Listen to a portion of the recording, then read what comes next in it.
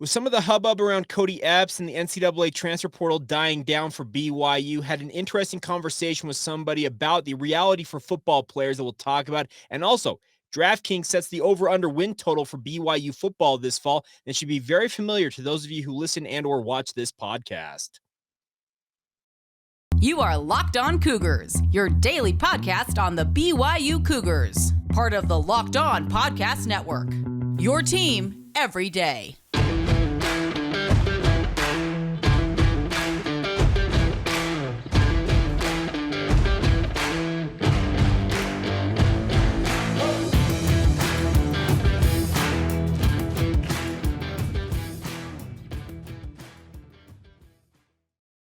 What's up, everybody? I'm Jakae, your host here on Locked On Cougars, your resident BYU insider. Thank you for making Locked On Cougars your first listen of the day. Thank you for making us a part of your routine and being an everydayer with us here on your only daily podcast focused on the BYU Cougars.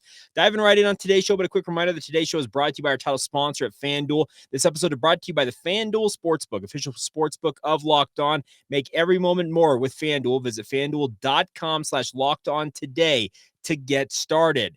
All right, diving right in on today's show. And obviously the Cody Epps situation had a lot of us just this time last week all up in arms, yours truly included, just wondering what exactly went down, how things were playing out, and what it might mean for BYU and their football program going on into this fall and on into the future.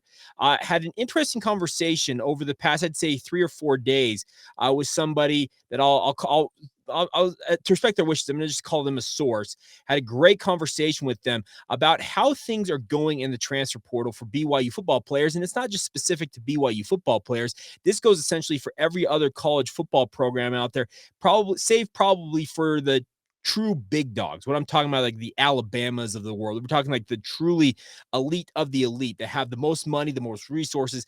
They might be a little exempted from this. But the conversation that we had was going back and forth on the reality of what BYU football players face.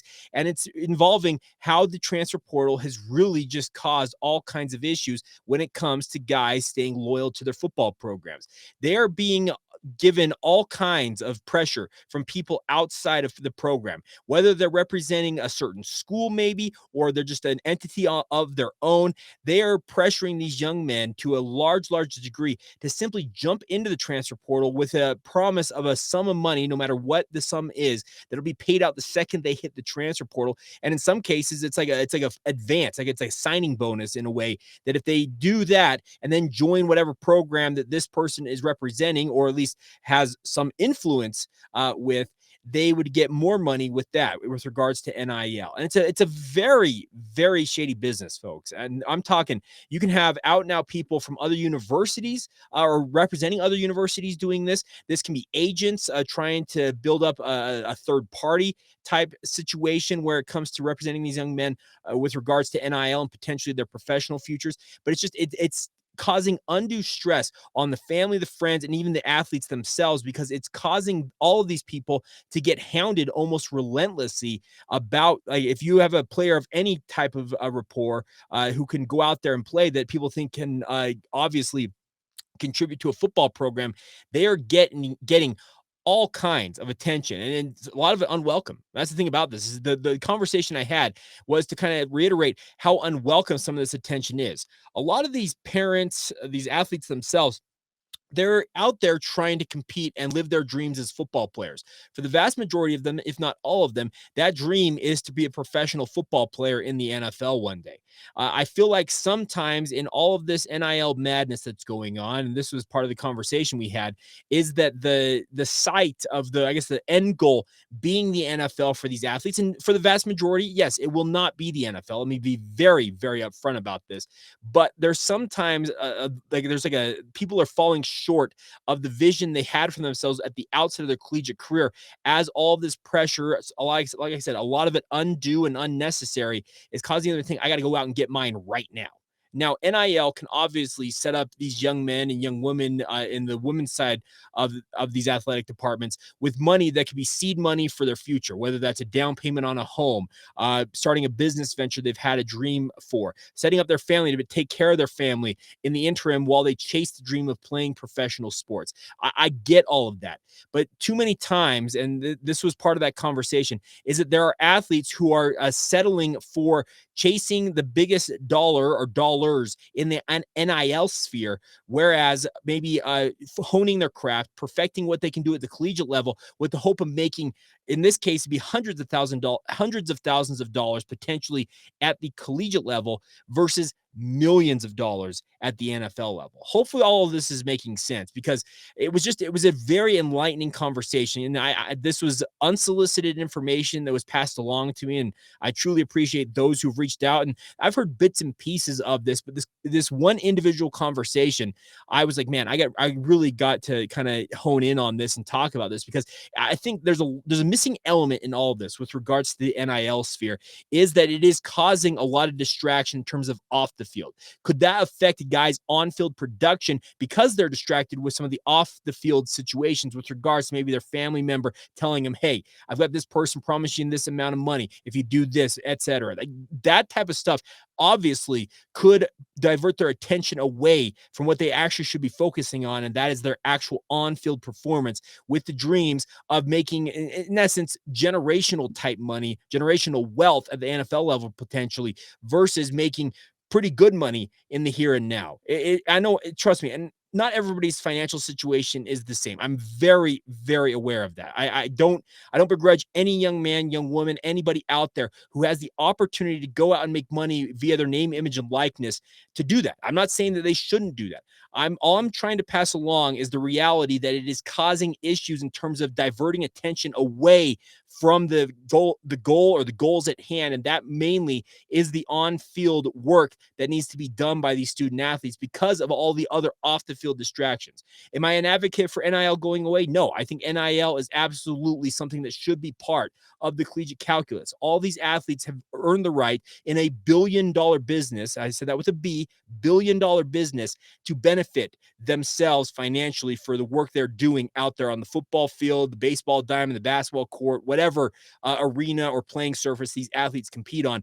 But at the same time, there is a shady, sleazy, just unwholesome side of this that is really kind of rearing its ugly head. And it's sad to say that it's even affecting athletes as close to home for those of you as at BYU.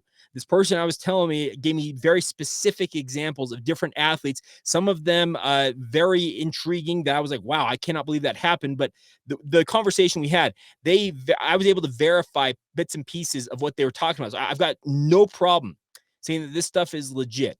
There are athletes at BYU, and I would say, I'd venture to say, I'd say 100 plus other FBS institutions, and maybe even in all the institutions at the FBS level, that are being pressured in this manner.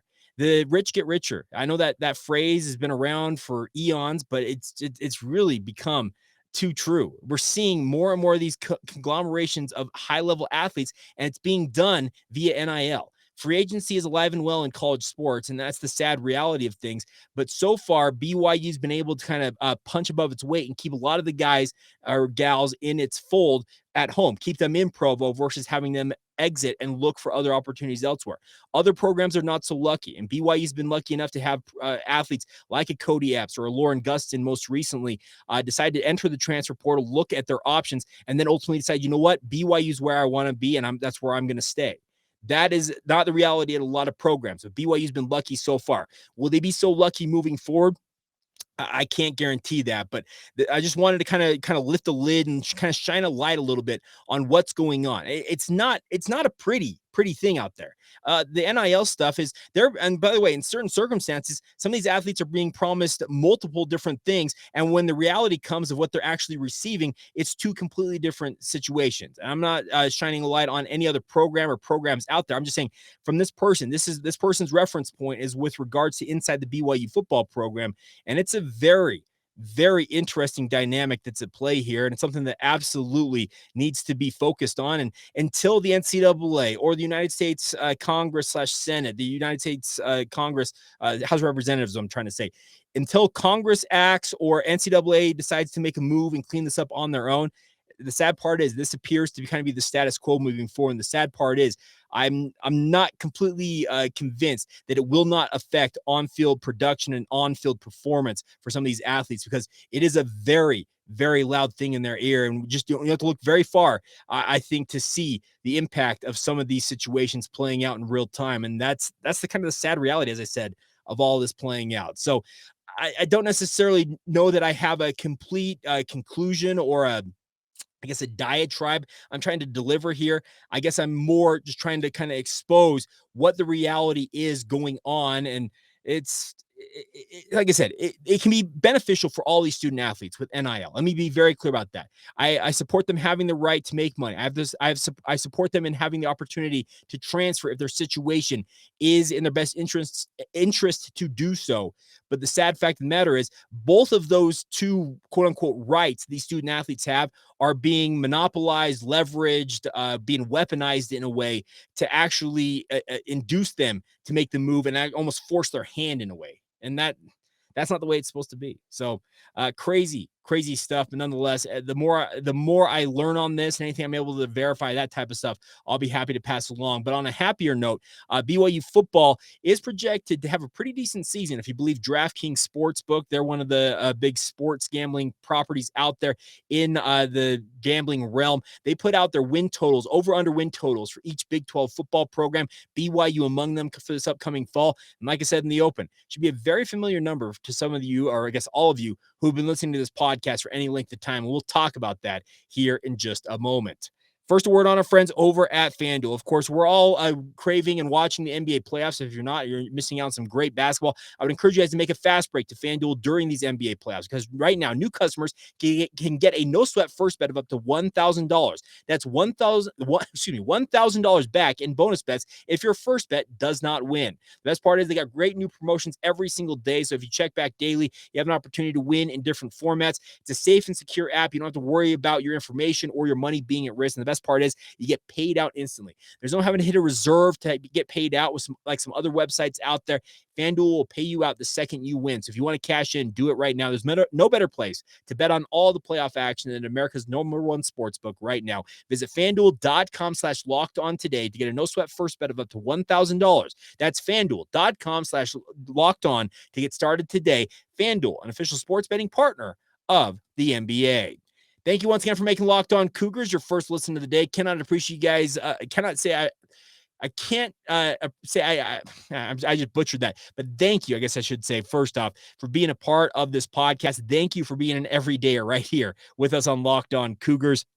The best part is, for those of you who are everydayers, the best part is you guys get caught up on everything going on in BYU news. That's the goal here every single day. Coming up on tomorrow's show, we're going to talk a little bit more about what's going on and get you a little more intel on the Baylor Bears. At least that's how we're planning to go about it. Drake Toll, who hosts Locked On Baylor Bears, will be joining the podcast. We'll do a little crossover edition to talk about BYU and Baylor. Do a little getting to know you once again with the Baylor Bears. Even if BYU's not playing them, just call it a get to know you series is what we'll doing here on the podcast. Let you guys get to know BYU and like I said, Baylor, one of BYU's future conference mates, obviously connected with them being a religiously affiliated university. Be interesting conversation. I'm looking forward to it with Drake on tomorrow's podcast. All right.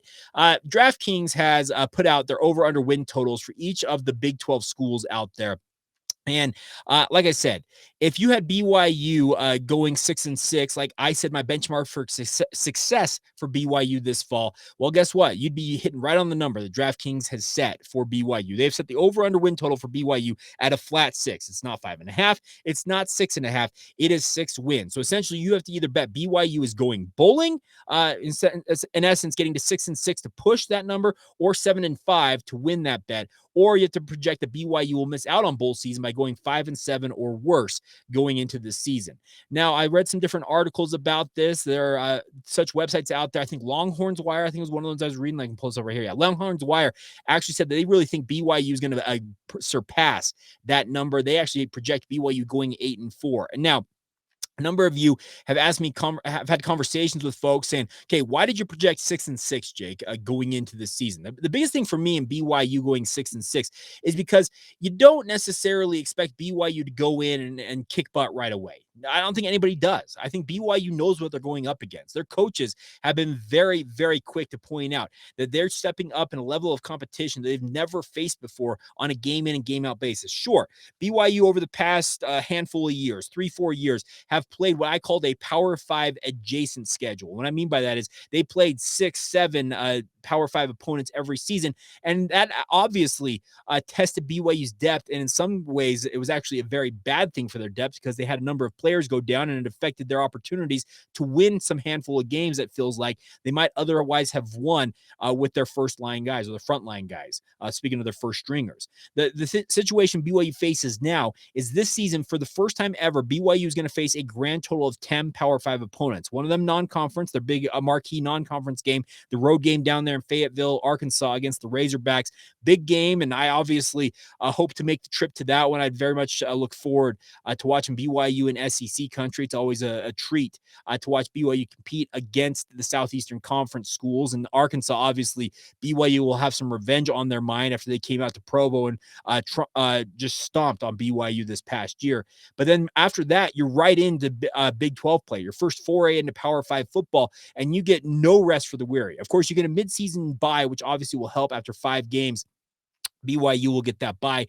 They will need that. It feels like none of these late season buys are what will help BYU in any way, shape, or form. Because the problem is even the dregs of the Power 5 levels in certain circumstances are far better than some of the G5 opponents, some of the better G5 opponents in certain circumstances that BYU played during their independent era. So the reason I settled on 6-6 myself, and it appears that DraftKings agrees with me, is that BYU, it's going to be a real interesting thing to see how the kind of the ramp up, the build up to Big 12 play for BYU, how they did in that circumstance. If BYU truly did build quote unquote quality depth through all the transfer portal work they've been doing, by the way, they're supposed to be welcoming some players this week and on into the weekend in terms of those wide receivers out there. I don't have names quite yet, but I understand that BYU is chasing at least 3 wide receivers they're hoping to have visits from this week. Any news I hear on that, I'll be happy to pass along. But BYU continues to obviously look for any and all options with regards to building the depth in this program. I think Jay Hill came in under no illusions that he was going to have to rebuild BYU's defense essentially from the ground up. And I think a lot of the stuff we saw during spring ball was them getting back simply to basics. A lot of tackling drills, a lot of pursuit type stuff, working on angles, how to best approach things. And the nice part is BYU, and I guess this goes for the entire program, they understand what they're going up against. I don't think Kalani Sitake, Aaron Roderick, I've already mentioned Jay Hill, I don't think any of them are under any illusion that they're going to waltz into the Big 12 and it's going to be like they competed in the Mountain West and the WAC for all those years where they were one of the big dogs in the conference. Sure, could BYU become the big dog down the road by some good fortune, obviously some good recruiting and investment in the program? Absolutely they could. The situation is right now, though, is they're going to have to build up to that. So that's why I guess I come down to, if you can get to 6-6 this year for BYU, and I don't think that's an outlandish proposition for BYU, honestly. You're going to be 2-0 out of the gates. Or if you're not 2-0 out of the gates, my proposition for BYU going 6-6 is going to look very foolhardy because you should wallop Sam Houston State and you should smash Southern Utah.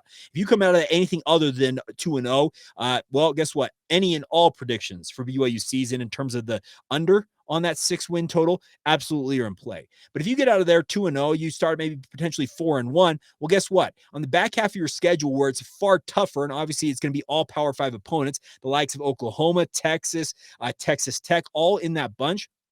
You got to pick off 2 wins in that bunch. Could you go to Kansas in your first Big 12 game and shock the world and beat the Jayhawks in Lawrence? No, the Jayhawks are very up and down last year. Could you beat fellow newcomer Cincinnati the following week in your home opener as a Big 12 member? No, that's not out of the realm of possibility either. But the back half of the schedule is going to be very important for BYU to find at least 2 wins, it feels like, just kind of doing the math on what I see on paper right now for BYU to get to that 6-6 mark. Anything beyond that, I've said this once, I'll say it again on this podcast. Anything beyond 6-6, that's gravy. That's the cherry on top. It's the icing on your cupcake, whatever it is. whatever analogy you want to use, that would be phenomenal. I had a buddy of mine ask me over the weekend. He texted me and said, okay, Jake, what's in reality, if everything in your mind goes right for BYU, if everything's right, Cleedon Slovis is a superstar. Aiden Robbins is running like a man amongst boys out there. The wide receiving core gets bolstered and they're very, very, the defense is surprisingly, feisty, everything. We're talking like the ball bounces their way, they're plus in the turnover margin, all the different things that need to go right for a great season for BYU. And he asked me, what do you think the true ceiling for BYU is this season? And I said, honestly, 9-3. It feels like BYU, if they were to get to 9-3, I would be like, this is a phenomenal debut. And the sad part is it would actually almost set the expectations a little too high for BYU going into year 2 of the Big 12. So I don't know. It's kind of it's a double-edged sword here for BYU. You get to 6-6. Obviously, you've competed hard. You've been through some, I would imagine, pretty solid battles against some of these opponents. You get a bowl game, which in many respects, a 6-6 bowl game out of the Big 12 probably outdo any of the bowl games BYU played as an independent football program. That's just my personal opinion, because the bowl alliance, the bowl guys contracts that the Big 12 has, I think are much better options bowl-wise that BYU could land in. But nonetheless, I actually really like the DraftKings is setting the bar here. It's not an outlandish number. Like I said, 6-6, that's kind of the bare minimum expectation for BYU fans. I think many of you, and if you don't, I'll throw this out as a question of the day. If you want to respond via social media and let me know that I'm up in the night thinking that 6-6 should be the benchmark for success this year for BYU, let me know. But DraftKings appears to think that I'm right on the number of what I'm thinking, because I just think that if you can get to bowl eligibility, that shows you're probably a decent program, but still have room to grow. And that's not a bad place to be for BYU. You don't necessarily want them to go out there and be gangbusters from the start, unless if you want to be gangbusters from the start and you can kind of keep that same level of play up and make that your reality every single year. Well, guess what? BYU may be among the top tier of the conference before too long and far faster than I expected them to be. I like the idea of going in, maybe being 6-6, and if all goes well, maybe 7-5, but still understanding, you know what? We have still got growth to make. We still have to obviously build our depth. We still got to go out there and find better players to come into the system and run it. It's not a bad place to be, I don't think, for BYU to finish 6-6, 7-5 this season, and understand, you know what? There's still a long way to go here. The nice part is, once Texas and Oklahoma actually leave the Big 12 conference, there is going to be a power vacuum there. Are there going to be programs that step up in the interim and take hold of the conference? Obviously, I would imagine programs like Texas Tech, Baylor, Oklahoma State all have the aspirations of being kind of these old heads in a way in the conference, the remaining 8, so to say. They are going to expect that they're going to run this conference. The nice part is, for any of the 4 newcomers, and I'm including Cincinnati, Houston, and UCF alongside BYU here, they got to be thinking, if we play our cards right and we continue to work diligently, obviously win some recruiting battles along the way, have some good fortune on the football field, there's no reason to think that they can't climb into that upper echelon of the conference, but it is going to take a lot of work, a lot of investment. And that's the thing about this is. So I guess I'm reiterating a point I've made time and time again, but 6-6, that is where BYU's expectation levels should be. I guess the bare minimum expectation for BYU. Get to a bowl game in 2023. You do that, I would say, hey, thumbs up, way to go, guys. Now get back to work. Let's see what you guys can do for an encore in 2024 and beyond. So let me know. I guess that's the question of the day. Do you agree that 6-6 should be the benchmark for BYU's success, or the measurement, I guess, for success? Should be the bar that BYU should have to clear in 2023? If not, let me know what the record should be. Do you think BYU is going to have a losing record? Do you think they're going to surpass all expectations, maybe push for 8-4, 9-3? I'd love nothing more than to hear back from you guys. Hit us up on social media, hit us in the YouTube comments. We'd love nothing more than to hear from you guys and get your take on where you think BYU will land at the end of this season coming up in December. All right. We'll finish out today's show with a couple other notes from the weekend that was in BYU sports, as well as a quick look back. One of the other games BYU played in their independent era, the third game of the 2016 season. We get back to our 155 game retrospective on all the games BYU played as an independent football program. We'll get to all of that as we continue on right here on Locked On Cougars. First, a word on our friends over at Perry Homes. Been a longtime sponsor with us over the last few months and cannot thank them enough for their patronage. Whether you're looking for your first home, you're ready to upgrade to your dream home, Perry Homes has a house for you, my friends. For 50 years, Perry Homes has been Utah's premier home builder with communities throughout the state. They have many communities, home designs, and price points to help meet your needs. The best part is they got communities in Davis, Salt Lake, Tooele, and Utah counties, even multiple communities down in Washington County near St. George. If you want to get down to Red Rock Country, the best part is they offer over 50 unique home designs, from ramblers to 2 stories to townhomes, to customize your home. It's your home, folks. Customize it to your needs. They even have quick move-in homes available if you're ready to move now, and they're offering generous financing incentives through their preferred lender as well to get you on the path to home ownership today. So visit perryhomesutah.com today to see what's new in Utah's finest neighborhoods. That's perryhomesutah.com. For 50 years, Utah has been coming home to Perry Homes. Thank you once again for making Locked On Cougars a part of your routine, my friends. If you have not done so already, a quick thank you to all of you who have supported the podcast. But if you have not done so already, a quick request. Please like the show. If you're watching this on YouTube, please hit that follow button and also hit the bell icon to enable notifications there. If you're listening to it on the regular podcast feeds, no matter where you're listening in from, please leave a rating and review if you're able to do so on your podcast provider. The most notable of those, obviously, is Apple Podcasts. Leave us a 5-star review, a 5-star rating, as well as a review of what you like about the podcast, a comment or two. If you want to respond to today's question of the day in the comments section on Apple Podcasts, hey, that works too. I will see it all the same. But a big thank you for doing that in advance if you have not done so already. And a big thank you to the thousands of you who have already done so. I cannot say thank you enough for you guys' support of this venture. All right. Before we go on today's show, let's take a quick look back at BYU football. Actually, no, excuse me. I get this out of the way first. We've been going through all 155 games of BYU's independent era. And those of you who've been listening to the podcast since the new year, essentially, we have cruised through the first 5 seasons of BYU's independent era. And we have now turned the page to the Kalani Sitake era. And we talked most recently about BYU's hard-fought loss at Utah in Kalani Sitake's first game against the Utes, a wild game. Kalani getting an unsportsmanlike conduct penalty. Well, BYU had a very quick turnaround as they had to face off against UCLA in Provo. Now, the UCLA Bruins were led by Josh Rosen, and we all know that Josh Rosen, his NFL career is not taken off to the point that many of us thought it might as he was playing at UCLA. In this game, he was 26 of 40 for 307 yards, 2 touchdowns, and 1 interception, but he was not really the story of the game here for UCLA. UCLA's defense was. They came into this game in Provo and absolutely put the clamps on BYU for 2.5 quarters, essentially. Taysom Hill ended up passing for just 250 yards, 1 touchdown, and 1 interception. He was sacked 4 times. Kalani Sitake actually talked about they had conversations at halftime of this game. It was a 10-0 game at the half. Ended up being 17-0 before BYU finally got on the board to make it 17-7 midway through the third quarter. But Kalani talked about the fact that BYU actually had conversations in the locker room about potentially benching Taysom Hill and bringing in Tanner Mangum. Now, some of you might recall this era of BYU. There was conversation, well, if Tanner's the more pure passer, why is he not running BYU's offense? Taysom Hill, maybe he isn't the answer for BYU. Well, we all know that Taysom ended up having a pretty good campaign, all things considered.